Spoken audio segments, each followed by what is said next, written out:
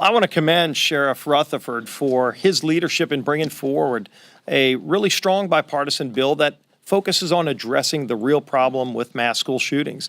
I'm proud to be a co-sponsor of the Stop School Violence Act, and you're going to see later today the House bring that bill up and pass it with a strong bipartisan vote.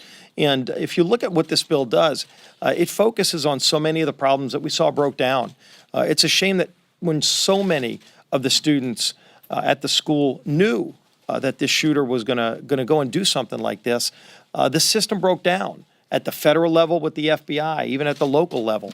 And so what this bill does is actually give students, teachers, and law enforcement more tools to identify a mass shooting problem before it happens, because that is the real focus. And so Sheriff Rutherford's bill really does focus on addressing the problem in a serious way, and it's one more step that the House will be taking to confront this problem.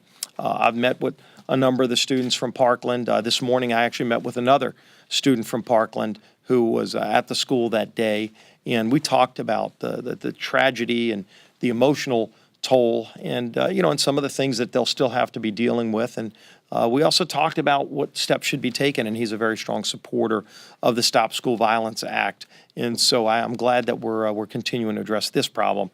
As we address these problems, we continue to also focus on getting our economy back on track. And we're really proud of the work that we did to cut taxes. 9 out of 10 Americans are seeing more money in their paychecks because of the legislation we passed to cut taxes. And I do think as we're talking about election results, it's real important to also talk about what would happen if Nancy Pelosi became Speaker again. And last week we got a really good glimpse of that because the Democrats laid out their alternative to our tax cut plan. And imagine this, just at a time when the economy is taking off because we cut taxes. We cut every tax rate for families, for businesses, enabling people to create more jobs, hire more people, pay higher wages to workers. The Democrats' plan that, of all people, Bernie Sanders, along with Chuck Schumer, presented last week, and they said if they get the majority, if Democrats get the House and Senate, their bill will raise taxes. It'll raise individual income taxes on families. It'll raise corporate taxes to slow business growth. And they go and they double down by jacking up the death tax even more. And they reinstate the alternative minimum tax, which is a tax that cripples middle-class families.